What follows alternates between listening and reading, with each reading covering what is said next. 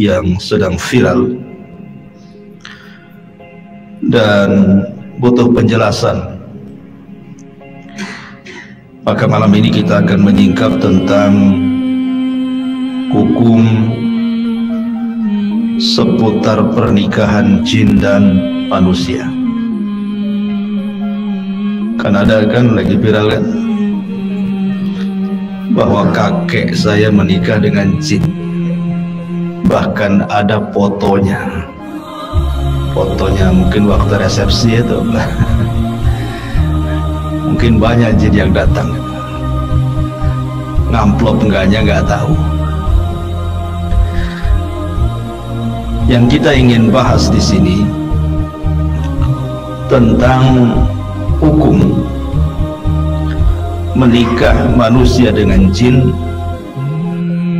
Apakah mungkin dan terjadi pernikahan itu? Kalau memang terjadi, bagaimana pandangan ulama? Ma'asyiral muslimin yang dimuliakan Allah Subhanahu wa ta'ala, bicara tentang mungkinkah manusia menikah dengan jin, kita akan bicara mungkin atau tidak dulu, baru kita bicara hukum. Maka ulama mengatakan memang terjadi khilaf di antara ulama, apakah mungkin manusia itu menikah dengan jin. Pendapat yang pertama, dan ini pendapat Al-Imam Al-Mujahid, kemudian Al-Imam Al-A'mash dan juga Qatadah, serta sebagian besar dari madhab Hanafi. Bahkan ada yang menasabkan kepada kata Imam Malik, walaupun penasaban kepada Imam Malik ini ada yang mengkritik bahwa imkanu wuqu'i dzalik, memungkinkan ada manusia itu menikah dengan jin. Ini pendapat yang pertama. Pendapat yang kedua, mustahil,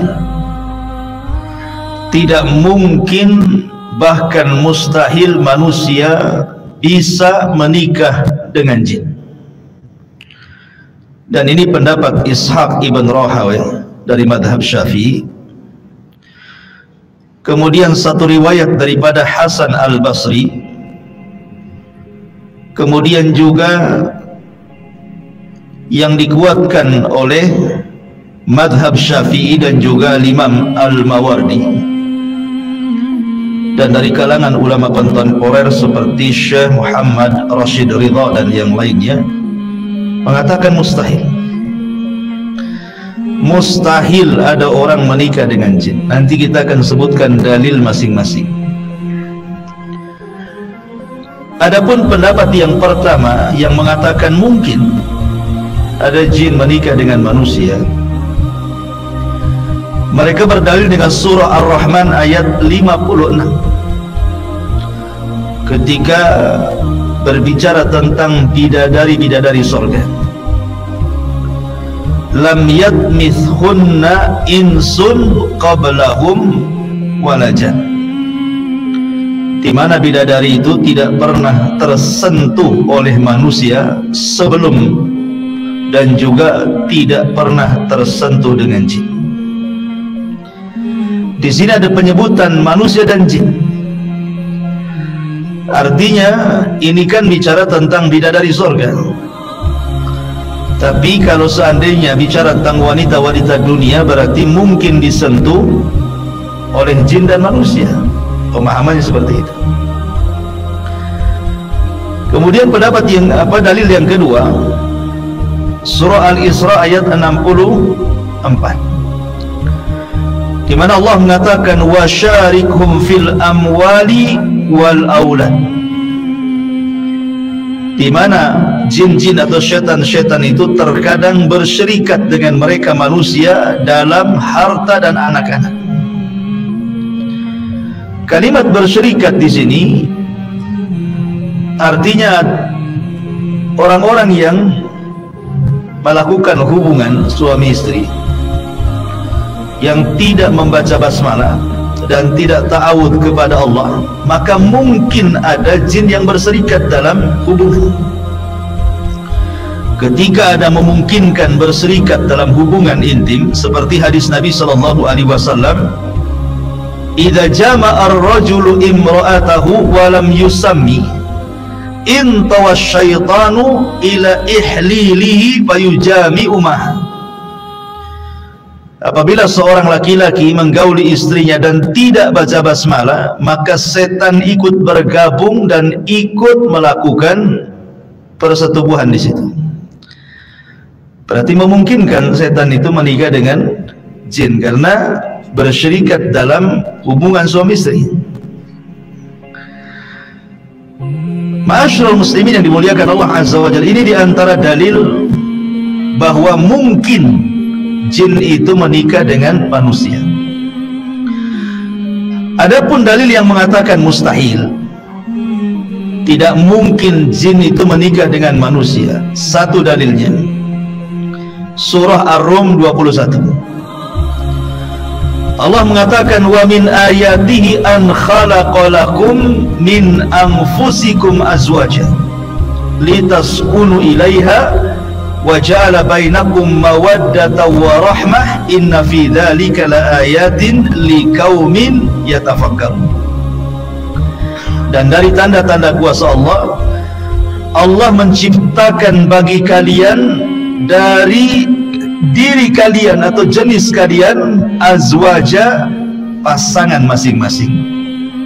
Di sini ada kalimat dari jenis kalian,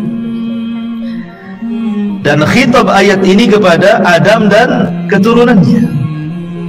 Berarti yang hanya menikah itu adalah manusia dari jenis manusia, jin dari jenis jin. Tidak bisa disilang. Kenapa demikian? Karena disitulah akan engkau dapati ketenangan, kemudian muncul perasaan kasih dan sayang, dan itu tanda kebesaran Allah bagi orang-orang yang berfikir. Karena mustahil manusia menikah jin itu akan timbul perasaan cinta, kasih sayang, ketenangan, mustahil didapati. Berarti dari maksud pernikahan saja nggak akan mungkin tercapai antara pernikahan jin dan manusia itu. Kemudian pendapat yang kedua, dalil yang kedua, bahwa dari segi penciptaan, asal penciptaan saja sudah berbeda. Di mana jin diciptakan dari api, kemudian manusia diciptakan dari air. Api dengan air itu mustahil ketemu. Kalau sempat api ketemu air, padamlah api itu. Jadi nggak akan ketemu tuh api dengan air itu. Ma'asyiral muslimin yang dimuliakan Allah Subhanahu wa taala, intinya bahwa mustahil, tidak mungkin terjadi. Ma'asyiral muslimin yang dimuliakan Allah Azza wa Jalla, taib, dari sini kita ketahui bahwa mungkin ataukah tidak mungkin terjadi khilaf pendapat. Ada yang mengatakan mungkin, ada yang mengatakan tidak mungkin. Sekarang seandainya kita mengambil pendapat yang mungkin, anggaplah kita mengambil pendapat yang mungkin, mungkinlah jin itu menikah dengan manusia. Sekarang kita bahas bagaimana hukum pernikahannya, macam mana resepsinya, ya, karena makanan jin dengan makanan manusia itu beda. Macam mana walimahnya? Jadi harus dipisahkan kamarnya, gitu ya. Piringnya, menunya itu catering sendiri. Mungkin catering dari jin ya. Para ulama mengatakan, kalaupun memang terjadi pernikahan, maka di sini pula ulama berbeda pendapat tentang hukum menikah dengan jin. Yang pertama, pendapat yang pertama, an-nahyu an dzalik, dilarang, tidak boleh manusia menikah dengan jin walaupun mungkin. Artinya haram hukumnya. Nanti akan sebutkan tentang pendapat ulama masalah haram menikah dengan jin. Yang kedua, tidak sampai haram tapi makruh. Yang ketiga, mubah, boleh saja. Baik. Adapun yang mengatakan haram hukumnya disebutkan oleh Al-Imam Al-Munawi dalam kitab Syarhul Jami' As-Saghir.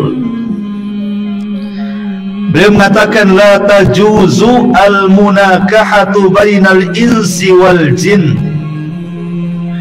wa insun al-ma'u liikhtilafil jinsi. Tidak boleh menikah manusia dengan jin karena manusia itu tercipta dari api. Di sini ada perbedaan tentang jenis manusia dan jenis jin. Sehingga dari perbedaan jenis ini, kata ulama ini mengatakan haram. Tidak boleh menikah manusia dengan jin.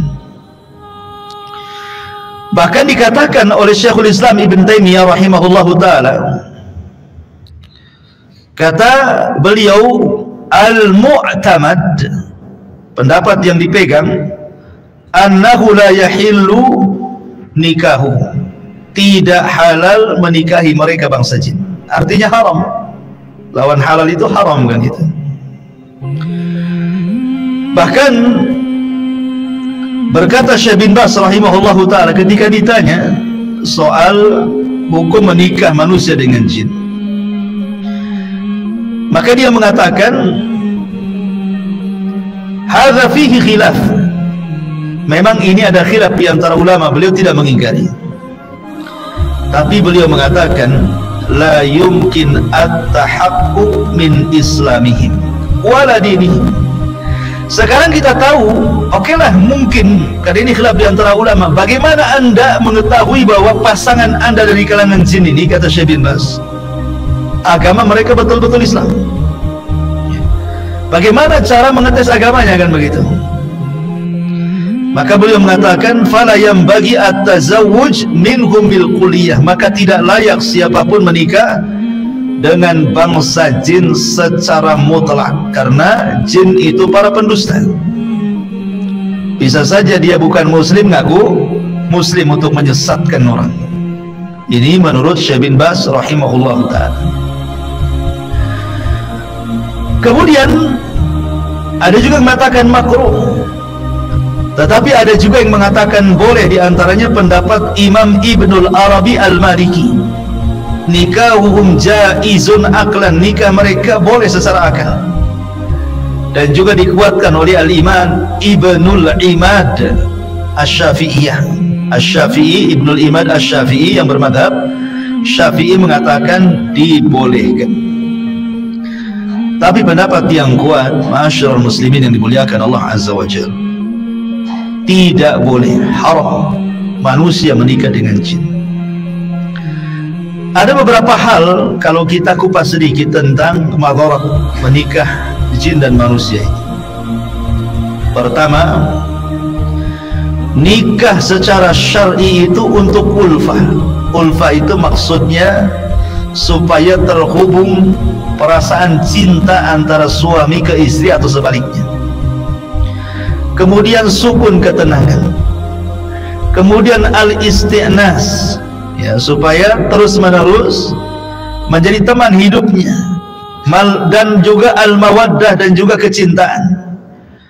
Sementara apabila manusia menikah dengan jin, tidak mungkin mendapatkan ini semua, mustahil. Gimana caranya? Karena bentuk jin itu sendiri menakutkan, ya kan, menakutkan kan. Sampai ada seorang syekh meruqyah. Jadi orang ini kemasukan jin paling cantik di kabilahnya. Seorang syekh meruqyah. Siapa kamu? Katanya. Saya jin. Laki-laki atau perempuan? Perempuan. Cantik tidak? Cantik. Bahkan tercantik di kabilahnya. Ketika dijelaskan bagaimana bentukmu, dia mengatakan saya punya 10 kaki. Itu jin yang paling cantik, kakinya 10. Berarti antum bisa bayangkan gurita Itulah kayak gurita. Coba, karena jin itu tidak mungkin menikah dengan manusia kecuali tasyakul kan, kecuali dia sudah menghabiskan kekuatannya untuk beralih rupa, itu sudah lemah dia. Kemudian di sini juga yang kedua, bahwa lam yarid al-idhnu minasyar'i fi dzalik, tidak ada dalil yang membolehkan menikahnya seorang manusia dengan jin berdasarkan surah An-Nisa, fankihu ma taba lakum minan nisa, nikahilah wanita-wanita yang kau sukai. Sementara kalimat nisa ini khusus untuk manusia, bukan untuk jin. Maka selain itu tidak boleh. Berarti kalau seandainya menikah dengan jin dianggap haram. Ketika haram tidak sah, ketika sah berzina ya. Kemudian juga ada kias. Dalam Islam saja seorang budak dilarang menikah dengan orang merdeka kan. Pamannya saya punya budak perempuan, Islam melarang, tidak boleh seorang tuan menikahi budaknya. Kenapa? Karena akan terjadi madarat. Madaratnya apa? Sebab kalau bayi ini lahir, maka anaknya akan menjadi merdeka karena ikut nasab bapaknya kan? Dan anaknya lebih tinggi derajatnya dibandingkan ibundanya. Ibundanya masih budak, sementara anaknya statusnya merdeka. Inilah yang disabdakan Nabi SAW ketika ditanya oleh Jibril tentang tanda-tanda kiamat, antalidal amatu rabbataha, ketika ada seorang budak melahirkan tuannya. Lah kalau orang merdeka dengan budak saja dilarang dalam Islam karena ada madarat, bagaimana manusia menikah dengan jin? Tentu lebih madarat, lebih madarat lagi ya. Kemudian kalau seandainya memang hamil gitu ya, baik jinnya yang hamil karena perempuannya dari jin, atau manusia yang hamil gitu ya karena pernikahan dengan laki-laki dari jin, itu nanti kalau lahir kayak apa itu anaknya? Ya. Kalau umpamanya kakeknya nikah sama jin, anaknya jadi apa itu? Jadi setan. Ya. Ma'asyiral muslimin yang dimuliakan Allah Azza wa Jalla. Jadi banyak pertanyaan yang susah dijawab nantinya. Kemudian juga Al-Imam Al-Mawardi beliau mengatakan ini mustangkarun lil ukul, gak bisa dicerna menikah dengan jin dan manusia, litabayunil jinsaini, karena berbeda jenis, wa ikhtilaf at-tab'aini, karena berbeda tabiat. Sudah jenisnya beda, tabiatnya pula berbeda. Kemudian juga bentuk badannya kita tidak tahu, kecuali kan dia tasyakul saja. Kalau dia memang beralih rupa bolehlah kan itu ya, tampak gitu. Tapi kalau dalam bentuk asli, cemana dia tahu bentuk aslinya seperti apa? Sehingga karena sudah berbeda jenis, berbeda tabiat gitu ya, yang satu bentuknya jasmani, yang satu bentuknya ruhani. Cemana akan ketemu jasmani dengan ruhani? Makanya kata beliau ini mustangkarun lil uqul, mustahil nih, nggak bisa dicerna, kata Imam Al-Mawardi rahimahullahu taala. Kemudian juga di antara madaratnya juga adalah disebutkan di sini, yatarattab alaihi mafasid katsirah, maka akan banyak kerusakan di dalamnya.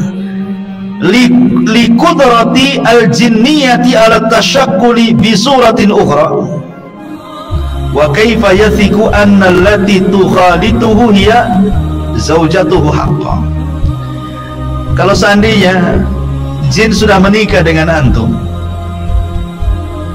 kemudian jin ini kan beralih rupa baru bisa digauli kan gitu, apakah kita tahu bahwa jin yang beralih rupa adalah pasangan kita?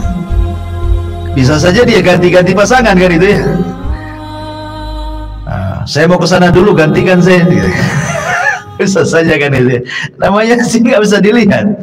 Ya, bisa saja dia ngomong begitu, saya sibuk nih, Gak enak pula dengan suami saya itu. Kamu gantikan dulu lah, biar dia gak curiga sama saya. Jadi kalau mereka selingkuh itu enak gitu ya, karena tidak bisa dilihat.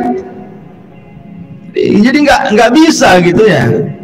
Kemudian juga hadis-hadis tentang biwuku'i zawaji minal insi lil jin, terjadinya pernikahan manusia dengan jin itu semuanya dhaif, tidak tertetapkan di dalam sunnah Nabi SAW. Seperti contoh saja hadis Aisyah radhiyallahu anha. Jadi Aisyah radhiyallahu anha dia mengatakan, ketika Nabi dia bertanya, ya Rasul, apakah dalam diriku ada jin ya? Maka Nabi SAW mengatakan, ya, karena di sana ada orang-orang yang disebut mugharribun. Siapa mugharribun itu? Alladzi yastariku fihimul jin, orang-orang yang selalu bersyirikat dengan jin. Hadis ini dilemahkan oleh para ulama. Intinya ma'asyiral muslimin yang dimuliakan Allah Subhanahu wa taala, ya, secara singkat mungkin ada 3 poin tentang bahaya menikah dengan jin itu. 1, pasti akan terjerumus kepada al-fawahish antara Bani Adam dengan jin. Pasti akan terjadi al-fawahish, artinya perzinahan, kerusakan, macam-macam ya, tidak mungkin tidak, itu pasti terjadi. Kemudian yang kedua, ma yatarattab ala tanakuhi bainahuma min adh-dhurriyyati wal hayati zawjiyah. Dalam menikah itu kan salah satu tujuannya adalah memiliki keturunan, memperbanyak anak, karena Rasul akan berbangga dengan banyak umatnya pada hari kiamat. Apakah mungkin manusia ketika menggauli jin atau sebaliknya akan bisa punya keturunan sementara jenisnya sudah berbeda? Ya, rahim mereka berbeda dengan rahim manusia kan gitu. Jadi ini pun jadi masalah ya. Berarti tidak punya keturunan dengan mereka, tidak ada keturunan dari jin. Jadi kalaupun seandainya nih ada seorang suami menggauli istrinya, lupa membaca basmalah atau isti'adzah, kemudian jin ikut menggauli di situ, ya memang kedua-duanya akan merasakan nikmat duniawi, tetapi tidak bisa membuahi jin itu, dan tidak bisa juga kemudian memecahkan keperawanan, karena yang satu roh yang satu jism, macam mana caranya kan itu.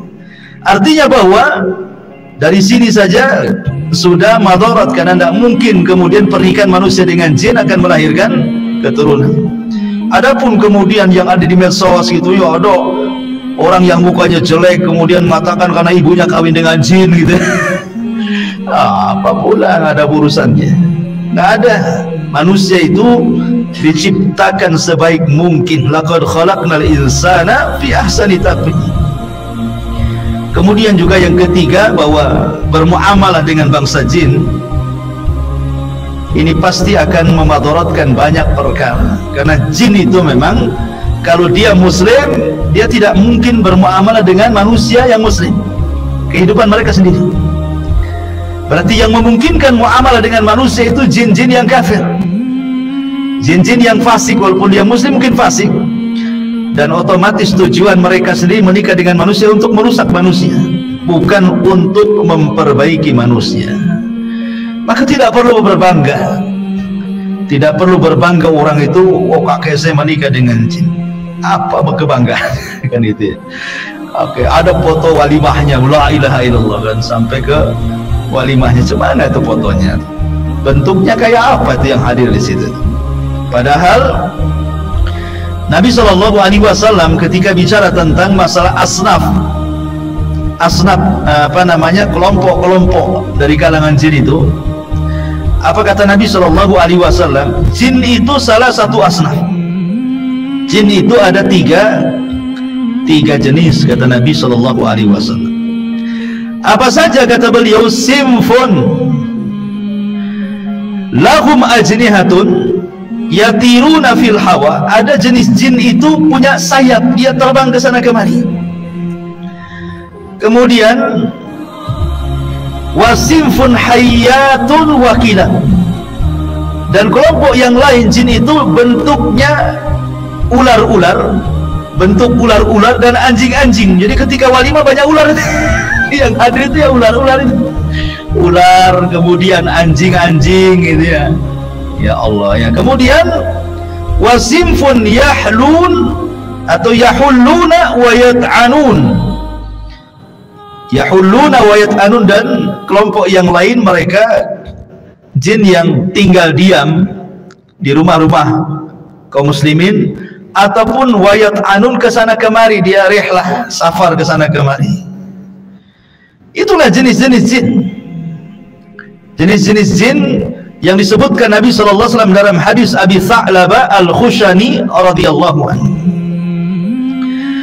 Di sana memang banyak pembagian soal macam-macam jin itu, ikhwan. Seperti umpamanya menurut ahli kalam, menurut ahli kalamnya. Ahli kalam itu maksudnya orang-orang filsafat. Jadi mereka membagi ketika bicara tentang jin itu, kata Imam Ibn Abdul Bar rahimahullahu ta'ala, al-jinnu inda ahlil kalam, jin menurut ahli kalam, orang-orang filsafat, ala maratib, itu ada tingkatan-tingkatannya. Fa'idha dhukiru atau fa'idha dhukirul jin khalisan qalu jinniyun, atau faida dzakaru al-jinna, apabila mereka menyebutkan kalimat jin khalisan secara mutlak gitu ya, nggak ada embel-embel yang lainnya, maka mereka mengatakan itulah maksudnya jin. Apabila disebutnya dia jin gitu. Faida aradu annahu mimman yaskunu ma'annas, tetapi kalau yang dimaksud jin yang hidup bersama manusia di rumah-rumah itu, qalu, mereka mengatakan amir, itu sebutannya amir ataupun jamannya awamir. Jadi jin-jin yang ada di rumah itu disebut amir namanya. Kemudian fa in kana mimman ya'ridu lisibyan qalu arwah, tapi kalau yang dimaksud jin-jin yang suka main-main dengan anak-anak, mempermainkan anak-anak tuh, seperti anak-anak indigo gitu ya, gitu, suka dimain-mainin sama jin itu. Karena jin ini terkadang kalau tasyakul itu suka mewarna-warnai badannya. Untuk apa? Menakut-nakuti. Jadi kalau antum ke tempat gelap-gelap itu, kadang-kadang ada mungkin sekilas gitu ya, ada warna putih lewat gitu ya, atau warna-warna yang lainnya, itu memang jin seperti itu. Jin itu terkadang mereka menakut-nakuti manusia itu dengan menggunakan warna-warna di badannya. Tasyakulnya itu dengan talawun, mewarnai badannya. Kayak di lampu merah itu ada manusia silver tuh. Kayak gitulah, manusia silver ya, itu kan jin itu seperti itu. Jadi kadang-kadang antum lewat di kuburan, tiba-tiba pohon pisang jadi setan. Setelah betul-betul ditengok, ternyata pohon pisang. Tapi kalau sekilas itu kayak ada bayangan gitu ya, itu setan, itu jin yang nakut-nakuti kita itu. Makanya terkadang anak indigo itu ya terkadang melihat jin, tetapi setelah tasyakul atau karena imajinasinya anak itu, karena suka ditakut-takuti setan, sehingga seolah-olah melihat setan padahal tidak gitu ya. Nah, jadi ada namanya jin itu arwah. Makanya Rasul melarang mengeluarkan anak-anak di waktu maghrib. Kata Rasul, jangan mengeluarkan anak-anak kalian di waktu maghrib, karena itu saat setan sedang tara'ub, sedang main-main gitu ya.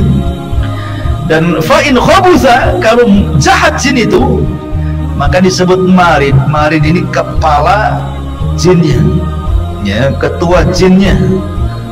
Bahkan dalam sebuah kitab ya, yang ini jadi rujukan bangsa jin, itu nanti saya akan sebutkan beberapa nama jin yang dijadikan rujukan tukang sihir. Kitab Syamsul Ma'arif itu, di situ dijelaskan nama-nama kabilah-kabilah jin itu. Wallahu alam sandarannya kemana ya, tapi sebagai pengetahuan nanti saya sebutkan. Kemudian fa in zada ala dzalik, Jadi kalau seandainya lebih parah daripada jin marid disebut ifrit. Itulah yang kemudian di zaman Sulaiman pernah tunduk kepada Sulaiman dan berjanji untuk mengangkat istana Ratu Balkis dari Yaman ke Palestina sebelum Sulaiman bangkit dari singgasananya. Berarti punya kekuatan tuh jin ifrit itu. Ma'asyiral muslimin yang dimuliakan Allah Subhanahu wa taala.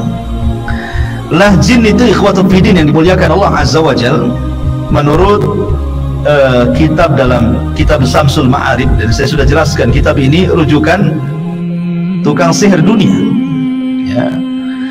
Jadi dalam kitab itu ada namanya jin itu ad-dawiyin. Ad-dawiyin itu jin yang bercahaya. Maksudnya jin yang bercahaya itu adalah jin dari kalangan nasibin yang masuk Islam di zaman Nabi SAW. Itu kan disebut jin nasibin itu. Maka turunannya itu semua masuk Islam. Nah, itu disebut dawiyin namanya. Jin-jin Islam keturunan nasibin itu disebut al-jinnu ad-dawiyin, jin yang bercahaya. Kemudian juga ada yang kedua namanya al-jinnul qamari. Kalau dawiyin kan cahayanya terang, kalau qamar bulan kan cahayanya agak samar-samar, redup-redup. Ini pun bagian daripada jin muslim. Bahkan dalam kitab itu disebutkan 80% jin al-qamari ini muslim, hanya 20% yang kafir katanya. Dari mana tahu persen-persenannya ini? Ya, apa ngecek di disduk jin kan tidak tahu juga. Kemudian juga yang ketiga ada namanya al-jinnun nariyah. Nah, ini jin keturunan iblis. Semua kafir. Al-jinnun nariyah ini. Karena nar itu diambil dari kata api. Ya, sesuai dengan ciptaannya. Dan ini kebanyakan kafir ya. Ini pengikut iblis gitu ya. Kemudian ada jin namanya al-ma'iyun. Jin yang hidup di air. Makanya mereka membuat istana iblis di air kan, itu di lautan. Mereka suka nyelam seperti jin-jin yang bekerja kepada Sulaiman kan, mereka menyelam-nyelam gitu ya, dan membuat bangunan. Kemudian yang kelima ada namanya al-jinnu at-turabiyun. Turab itu diambil dari tanah. Jadi jin itu hidupnya di dalam tanah dia. Ya. Kemudian juga ini namanya jin-jin, jenis-jenis jin gitu ya. Lah adapun kabilah-kabilah jin juga punya kabilah. Kayak kita juga kan ada suku-suku ya di Indonesia itu ya. Ada suku Jawa, ada suku Sunda, ada suku Padang, Melayu, macam-macam ya, suku Batak gitu ya. Maka jin juga itu ada kabilahnya, ada suku-sukunya. Yang pertama ada namanya kabilah tu Amir. Kabilah jin-jin dari jin-jin Amir. Ini biasanya khusus menempati rumah-rumah kaum muslimin, khususnya kamar-kamar mandi. Makanya kalau masuk kamar mandi disuruh untuk berdoa ya. Mereka tidak menyakiti secara badan. Kalau jin muslim mereka tidak akan menyakiti. Makanya di zaman Nabi SAW ketika perang Khandaq, kan perang Khandaq itu sahabat harus menjaga parit. Mereka meninggalkan rumah-rumah istri-istri mereka. Jadi ada seorang sahabat Ansor takut, khawatir dengan istrinya, takut diserang gitu ya dari belakang. Maka dia minta izin kepada Nabi SAW, Rasul, saya ingin melihat istri saya. Kata Nabi, ya bawa pedangmu. Aku takut nanti engkau akan dihadang oleh Bani Quraidah. Pulang dia. Ketika pulang, istrinya dalam pakaian rumah langsung keluar. Marah, langsung mencabut pedangnya. Ya, karena aib seorang wanita keluar dalam pakaian yang seperti itu di zaman Nabi kan itu ya. Rupanya kata istrinya, jangan isti'jal, jangan terburu-buru, kau lihat di rumah tempat itu. Akhirnya sahabat ini masuk ke dalam rumah, rupanya di kasur ada ular besar. Ya. Akhirnya kemudian diseranglah ular itu dengan pedang, sehingga ular itu menyerang balik. Akhirnya sama-sama kena. Ular itu menggigit sahabat ini dan pedangnya berhasil memutus ular, mati dua-duanya. Kemudian sampailah berita ini kepada Nabi SAW. Kata Nabi SAW, sesungguhnya di Madinah ini ada jin-jin muslim yang berada di rumah-rumah kalian. Jadi kalau kalian mendapati ular di rumah kalian, kata Nabi SAW, hendaklah diusir pelan-pelan. Ya, diusir pelan-pelan. Katakan kepada ular itu, kalau engkau seorang muslim, jangan ganggu kami, keluar. Sebutkan 3 kali. Kalau memang tidak mau keluar, berarti memang dia ular, maka bunuhlah ular itu setelah membaca ta'awun. Jadi diusir pelan-pelan dulu, jangan dibunuh. Bisa jadi itu jin muslim gitu maksudnya, kata Rasul. Ya, jadi ada jin-jin itu hidup di rumah-rumah gitu. Ini dalam kitab tersebut ada namanya kabilah Amir gitu. Ada kabilah Qarin. Kabilah Qarin itu yaitu yang suka sama orang, itu tidak lepas dari orang, itu disebut jin Qarin namanya. Yang suka ngasih was-was ke badan kita ini, suruh berbuat jahatlah kau gitu ya, maling kau, korupsi kau gitu ya. Dia bisik-bisikan aja tuh, ya bunuh saja tuh, tembak saja kan itu, woi tembak kan gitu kan. Jadi dia bisik-bisikin tuh ya. Jadi kalau sudah bisik-bisik itu namanya jin Qarin tuh.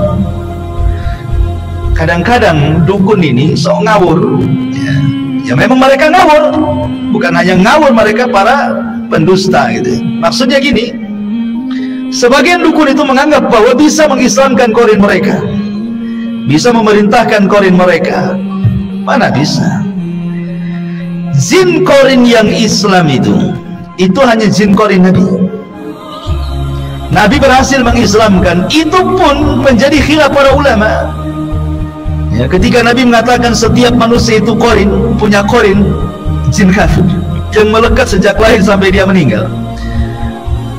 Kata sahabat, apa kau punya Qarin wahai Rasul? Ya, aku juga punya Qarin, tetapi aku sudah membuat dia Islam. Fa'aslama, kalimat fa'aslama di sini menjadi khilaf.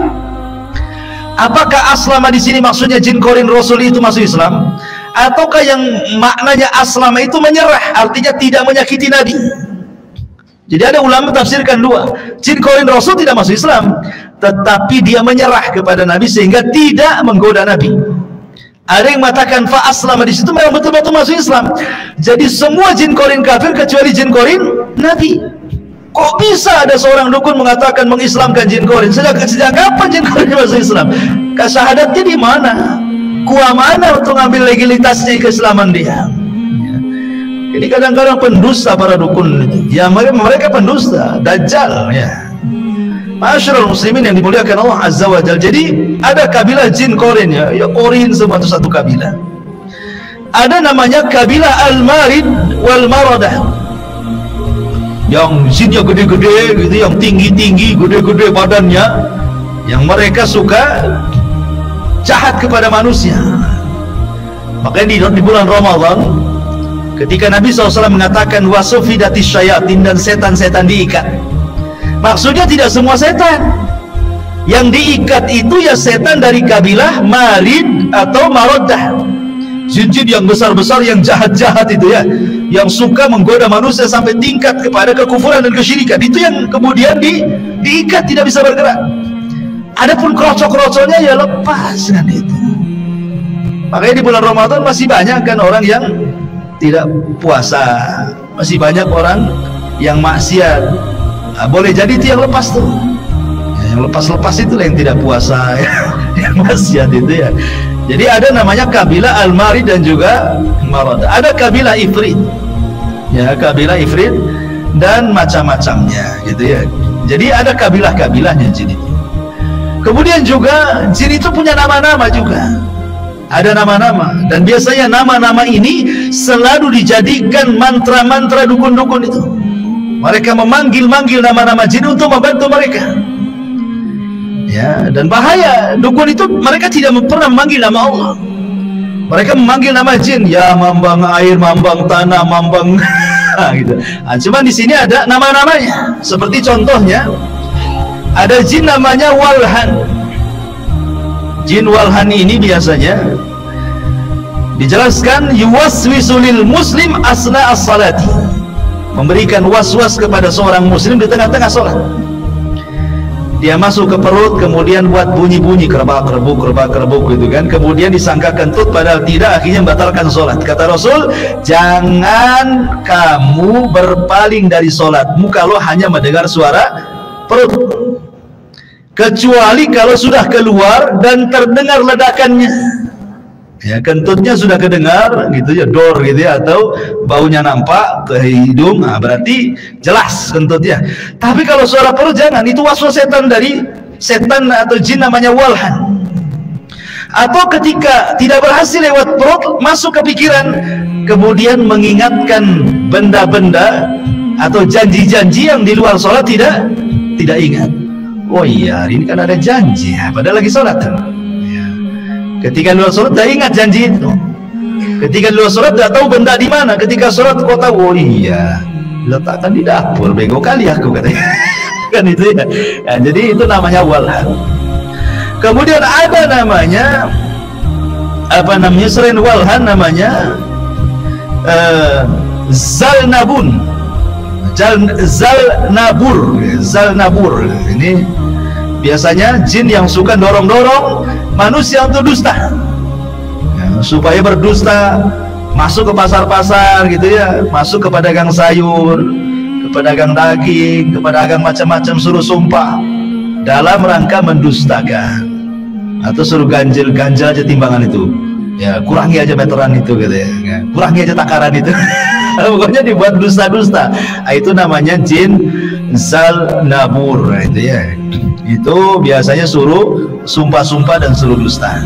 Nah, itu banyak di pasar itu yang satu ini. Kemudian juga ada namanya a'war, ya. A'war ini biasanya yuthiru syahwat wa yuzayyanu fi'lu zina. Dia biasanya membangkitkan syahwat, kemudian menghiasi perbuatan zina. Ya, jadi dorong-dorong untuk supaya berbuat zina, mungkin zina pandangan, disuruh nengok handphone lama-lama gitu, entah apa yang ditonton gitu ya. Nah, kemudian berkhalwat di situ lama-lama di kamar mandi, ngapain lah lama-lama di kamar mandi gitu ya. Jadi ini zin namanya, disebut a'war gitu ya. Kemudian juga ada namanya dasim. Ada namanya dasim di sini. Itu nama jin tuh. Pak Dasim ya. Dasim ini juga yuthirul fitnata bainal azwaj. Nah, itu yang suka dorong-dorong suami istri suruh tengkar. Ya, biasanya masuk ke was-was ke istri-istri antum biasanya. Ini Pak Dasim ini masuk ke istri-istri antum, disuruh cerewet gitu ya sama antum supaya antum kesal gitu ya. Disuruh was-wasin, minta tambah belanjanya gitu ya. Disuruh nengok istri tetangga banyak emasnya gitu. Gitu. Oh ya, si Dasim ini itu tugasnya tuh ya, dia suka ngasih was-was gitu ya. Kemudian juga ada namanya Lakis. Lakis ini min banati iblis, dia termasuk anak-anak perempuan iblis yang mengganggu wanita-wanita untuk supaya melakukan kemungkaran ya. Terkadang masuk ke wanita-wanita akhirnya tidak mau nikah ya, itu masuk pada jin al-asyik namanya. Jadi orang yang sudah 40 tahun, biasanya perempuan sudah mapan, sudah punya pekerjaan, itu tidak mau nikah. Ah, ngapain susah gitu ya kan, kalau saya nikah harta saya habis dimakan suami saya. Gitu ya kan. Jadi ada orang-orang yang nggak mau nikah tuh ya. Yang laki-laki juga sama ya, nanti kemasukan jin ini. Kemudian ada namanya jin ini ad-dahar yu'dhil bashar fi ahlamihim wa yurawwi'uhum ya, wa yurawwi'uhum. Jadi yu'dhil bashar fi ahlamihim wa yurawwi'uhum. Jadi ad-dahar ini dia nama jin yang suka masuk ke mimpi-mimpi orang ya, kemudian menakut-nakuti dalam mimpinya tuh. Dia masuk dalam mimpi itu, kemudian dia membuat dalam mimpinya seolah jadi genderuwo gitu ya, kemudian jadi binatang-binatang buas gitu ya. Pokoknya dia menakut-nakuti dalam mimpinya. Makanya mimpi basah sekalipun itu bukan dari Allah, bukan mimpi baik. Mimpi basah itu, mimpi basah itu dari setan. Makanya para nabi tidak pernah mimpi basah ya. Tidak ada satupun nabi yang mimpi basah. Kenapa? Karena mimpi basah maksudnya mimpi berhubungan suami istri dalam mimpi itu dari setan. Terkadang kiriman sihir. Pamannya antum dalam mimpi gitu kan menggauli tetangga antum, diceritakan pula sama istri. Kacau antum ini. Jangan diceritakan sama istri. Dek, semalam saya menggauli tetangga sebelah. Masalah itu ya. Jangan diceritakan. Itu mimpi buruk, jangan diceritakan. Ya, itu namanya dahar itu ya. Kalau dahar orang Sunda ya makan. Maksudnya dahar di sini nama jin. Ada namanya jin itu tamrih. Ya, itu yunshirul kasal wa adamul qudrati alal qiyam bil wajibat. Nah, si tamrih ini dia masuk ke manusia membuat malas ibadah. Kemudian tidak mau melakukan hal-hal yang wajib. Dia malas sholat gitu ya. Pokoknya malas berbuat baik sama orang tua. Pokoknya yang wajib-wajib itu malas dia melakukannya. Termasuk juga ada namanya jin, namanya sabrun ya, atau sabar ya, pakai sa. Yusaidu ala latmil wajhi. Itu dorong-dorong orang untuk mukul. Kalau mukul itu pukul wajah, pukul wajah. Makanya dalam Islam tidak boleh mukul wajah. Kata Rasulullah, tadribil wajah, jangan pukul wajah. Dalam kondisi apapun suami marah sama istri, jangan pukul wajah, pukul yang lainnya saja ya, jangan wajahnya ya. Kemudian juga ada namanya miklas. Miklas ini yukiul adawata wal baghdha bainan nas. Dia suka nyulut kompor dia, supaya orang musuhan, supaya orang kemudian bertengkar gitu ya, dan lain sebagainya dan lain sebagainya. Lah ini penamaan-penamaan seperti ini secara nas Al-Quran atau hadis Nabi SAW memang tidak ada. Tapi tercantum dalam kitab yang jadikan rujukan para dukun seperti Samsul Ma'arif, kemudian kitab-kitab yang semakna yang sudah saya jelaskan ke antum. Lah nama-nama inilah yang kemudian dipanggil-panggil mereka itu. Ya, nama-nama jin inilah untuk kemudian memanggil mereka dan menolong keinginannya. Maka tidak boleh seseorang itu memanggil-manggil kecuali nama Allah Subhanahu wa ta'ala. Ma'asyiral muslimin yang dimuliakan Allah Subhanahu wa ta'ala. Baik. Kemudian juga yang kalau kita mengacu kepada nas-nas ya Al-Quran atau hadis Nabi SAW yang sudah jelas-jelas ya, nama-nama jin itu adalah pertama jin Al-Qarin, itu sudah jelas berdasarkan nas memang ada namanya jin Al-Qarin ya, memang yang tidak lepas daripada manusia. Jin itu memberikan was-was untuk melakukan kejahatan. Ada namanya jin itu Al-Khubthu Wal-Khaba'ith ya, makanya kalau kita masuk kamar mandi kita disuruh berlindung dari Al-Khubthu Wal-Khaba'ith kan. Al-Khubthu itu artinya jin laki-laki, Al-Khaba'ith jin perempuan. Jadi kalau yang masuk laki-laki digoda Al-Khaba'is perempuan, kalau yang masuk perempuan digoda Al-Khubthu jin laki-laki, kalau yang masuk bencong digoda dua-duanya. Baik. Jadi ini sudah jelas ada Al-Khubthu Al-Khaba'is. Atau umpamanya jin yang disebutkan yang jelas-jelas gitu ya berdasarkan nas Al-Quranul Karim ataupun hadis-hadis Nabi SAW, seperti contohnya apa ya, jin hammam tadi sudah jelas ya, kamar mandi. Atau jin al-asyik ya, jin al-asyik ini jin yang suka membuat anak muda tidak mau kawin, perempuan tidak mau kawin gitu ya, kemudian dihayalkan untuk maksiat ya. Anak-anak muda memilih maksiat dibandingkan menikah ya, dibandingkan menikah itu karena kemasukan jin al-asyik namanya. Nah, itu juga dibahas oleh para ulama dan lain sebagainya. Artinya ketika kita menetapkan tentang nama-nama dan syaitan dan jin, sebaiknya karena mereka adalah alam gaib, kita tidak pernah bersentuhan dengan mereka ya. Karena buat apa? Kehidupan mereka sudah berbeda dengan kehidupan kita, lalu untuk apa kita bersentuhan dengan mereka kan? Karena biasanya yang bersentuhan dengan kalangan jin itu adalah mereka para dukun, karena para dukun itu mengaku hal gaib. Dan orang yang mengaku mengetahui ilmu gaib itu ada dua macam. Pertama, menggunakan jasa setan, istihdamu syayatin, dan mereka adalah musuh para nabi. Ataupun sok tahu ilmu gaib, tidak menggunakan setan, dan mereka para dajjal, para penipu. Ya, itu saja kan itu ya. Karena tapi masalahnya dukun-dukun sekarang tidak mau dibilang dukun. Sepersis kayak riba gitu ya, jangan dibilang riba, bunga bang gitu. Jangan dibilang khamar, jus, jeruk gitu ya. Tapi dimakan teler dia kan.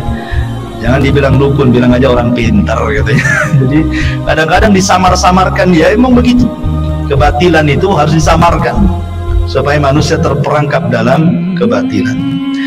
Ma'asyiral muslimin yang dimuliakan Allah Azza wa Jalla, wallahu a'lam. Mungkin saya tidak lama-lama ya, jam 9 karena juga cuaca dingin di luar. Insyaallah ini saja yang bisa saya sampaikan. Mudah-mudahan ada manfaatnya.